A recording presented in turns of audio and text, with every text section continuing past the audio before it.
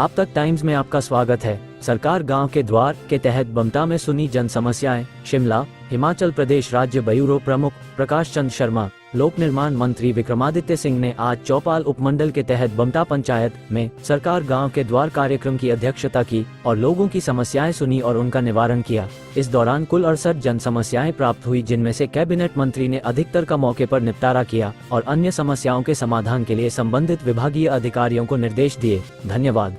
की नहीं थी उसको वो लेकर आए, जैसे कि आपका ग्रीन बजट पिछली बार लेकर आए, जिसमें खास रूप से किस तरीके से हमने प्रदेश के लोगों को आत्मनिर्भर बनाना है, युवाओं को आत्मनिर्भर बनाना है, इसके ऊपर गहन मंथन किया, विचार किया और नई स्कीम युवाओं के लिए प्रदेश के अंदर लेकर आए। 680 करोड़ रुपए का राजीव गांधी स्टार्टअप योजना, जिसमें युवाओं के लिए खास रूप से ई टैक्सीज या आपकी जो गाड़ियां आपने निजी क्षेत्र में लेनी है, इलेक्ट्रॉनिक गाड़ियां, उसमें 50% सब्सिडी सरकार की ओर से दी जा रही है। ये एक नई योजना शुरू की गई, जिससे युवा आत्मनिर्भर भी बनेगा और उसमें जो इंटरेस्ट बैंक की ओर से भी दिया जाएगा, उसके बारे में भी सरकार ने उसमें उसको कम करने का प्रयास किया, ताकि युवाओं को ये गाड़ियां ली जाए और वो फिर हमारे सरकारी क्षेत्र में या निजी क्षेत्र में लगाई जाए। कुछ समय तक वो उनकी ओर से डिप्लॉय की जाएगी, उसके बाद जब वो फ्री हो जाएगी, उसको वो युवा किसी भी अपने टूरिस्ट के लिए या और चीजों के लिए उसका इस्तेमाल कर सकते हैं। आमदनी का जरिया बनेगा।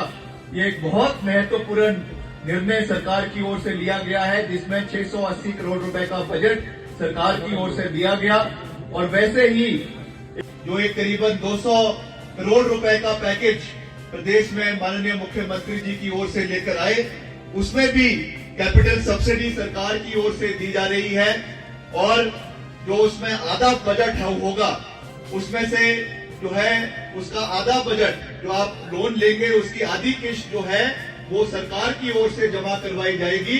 ये भी एक बहुत बड़ी सौगात जो है वो सोलर पावर को बढ़ावा देने के लिए आपके घर पे बैठे बैठे आपको आप जमीन देंगे, सोलर इन्वेस्टमेंट करेंगे, पैनल्स लगाए जाएंगे और इसकी आमदनी हमारे युवाओं को अपने घर पे बैठकर मिलेगी। इसकी शुरुआत भी जो है वो सरकार की ओर से जो है वो हो गई है। इसके लिए भी मैं युवाओं को बहुत बहुत बधाई देना चाहता हूं। ये दो ऐसी स्कीमें हैं जो आने वाले समय में, अगर हम नौकरी की बात करते हैं कि हमको सरकारी क्षेत्र में नौकरी चाहिए या प्राइवेट क्षेत्र में नौकरी चाहिए, उससे केवल एक व्यक्ति का घर चलता है।